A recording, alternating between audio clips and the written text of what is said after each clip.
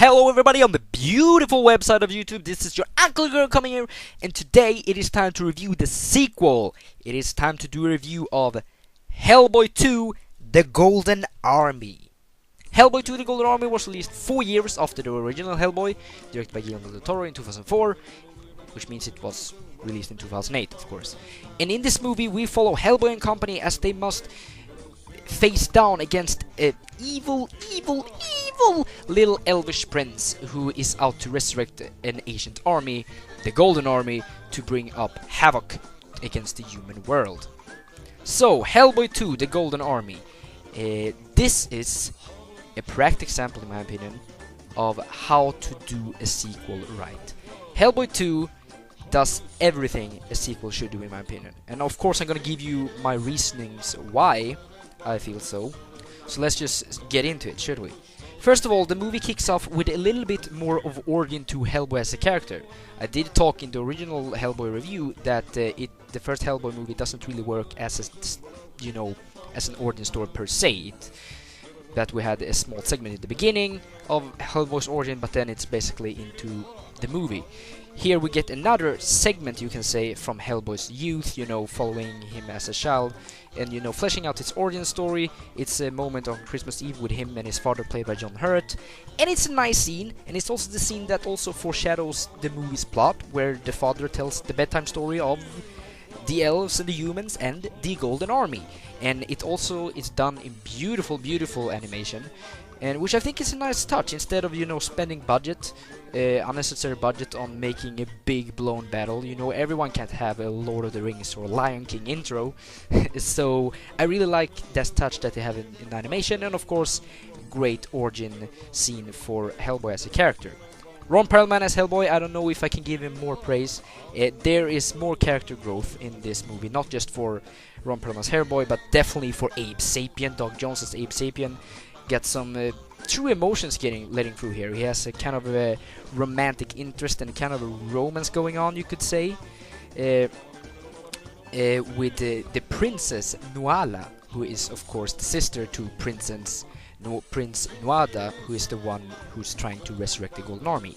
And even though I don't find that romance to be as believable and a little bit forced at times, it still makes Abe Sapien a more interesting character, fleshing him out a little bit more than just being, I'm the very smart guy here who will drop some cool quirks here and there. So he gets a little bit more fleshed out.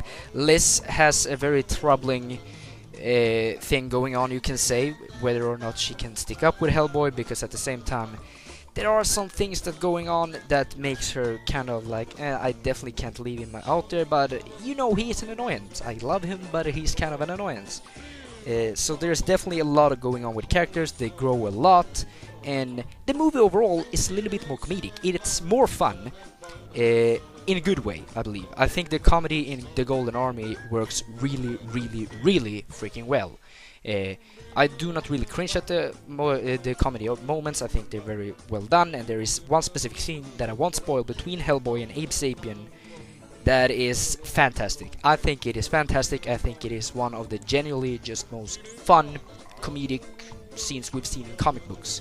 I think it's amazing. I think Del Toro, really knew what he was doing there. He was like, we're just gonna have one scene here that's basically going to be that rememberable scene from this movie, and it's actually maybe the most memorable scene for the movie, and it's not even like a big action spectacle, and it's not even showing up the beautiful world that is also a fantastic thing about the Golden Army. The practical effects are way more apparent in this movie. It's not as CGI reliable, I feel, like the original was, and the practical effects are mind-blowingly fantastic. There is one scene when they are entering the troll market, as it's called, and it's just a bunch of it's basically like Tatooine in Star Wars, but for Hellboy, and it's just so much practical shit going on. You're like, oh my god, these creatures, I don't even know if I can describe half of them, of how they actually look. Incredible work. That's all I'm gonna say. It pays off because it looks fantastic. Yeah, it's just an amazing scene. And the creatures designs from everyone to, we have Wink, who is like the sidekick to Prince Nuada, and Princess Nuala, that's the names.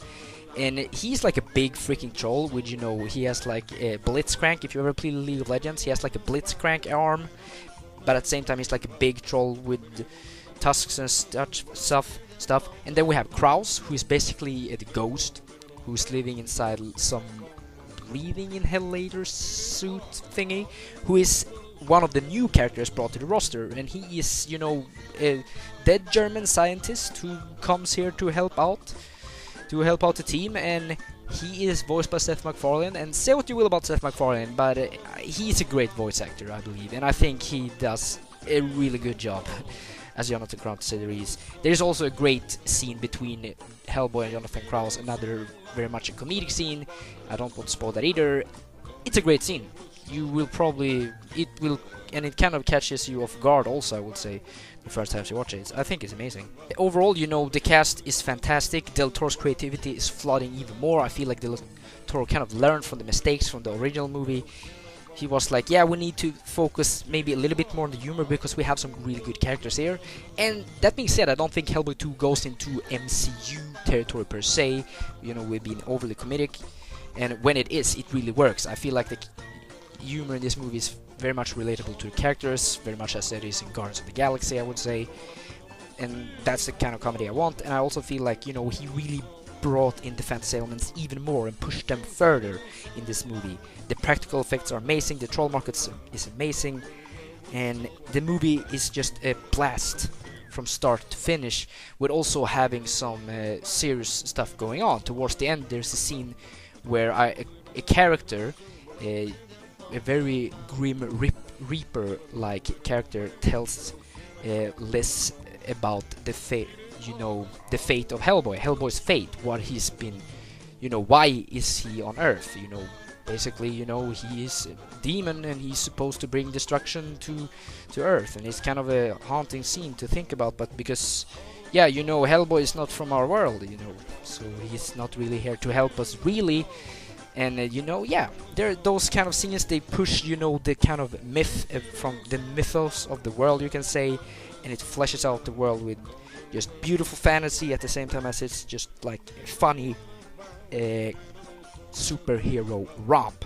I will say that the villain, Prince Nuada, is a little bit I feel like they really are trying to make him as cool and as badass as possible, because he has some intense action scenes. He's just jumping around with a spear and doing all sorts of shit, and it looks nice. It's just that the character is a little bit too angsty for me, and he doesn't really have a clear motive, or I should say, there's a clear motive for why he wants to resurrect the Golden Army and why he's doing what he's doing. It's just that, he comes off very egotistical and douchey, which some people say, well, isn't that supposed to be a villain?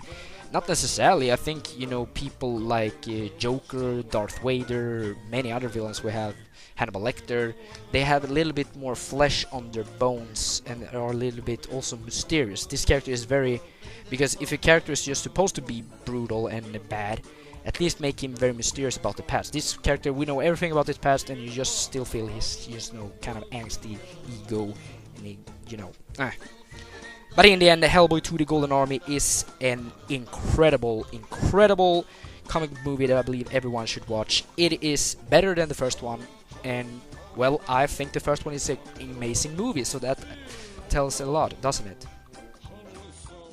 Improves on every level of an already very well-functioning machine. Better comedy, more fleshed out characters, better action, and an outstanding world filled with fantastical creatures to the brim. Hellboy 2 does everything a sequel should, and I'm giving Hellboy 2: The Golden Army a solid 9 out of 10. So, some people say, well, if you love it that much, why isn't it 10 out of 10?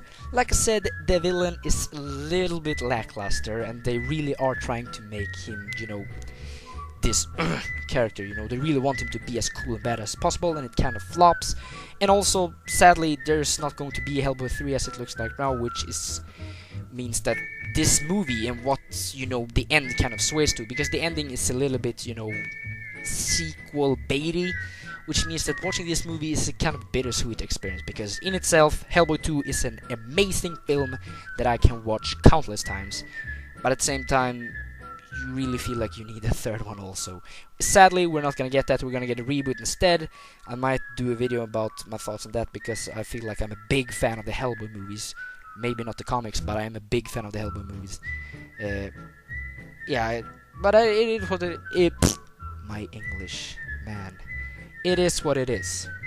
If you enjoyed the video, of course, leave a thumbs up, and if you didn't enjoy the video, well, leave a dislike then. Subscribe to me if you want more of my content, if you want more movie reviews, so if there's any other thing you want, you know, just leave in comments what you want me to do. I've been your Uncle Guga, and thank you for watching. Bye bye.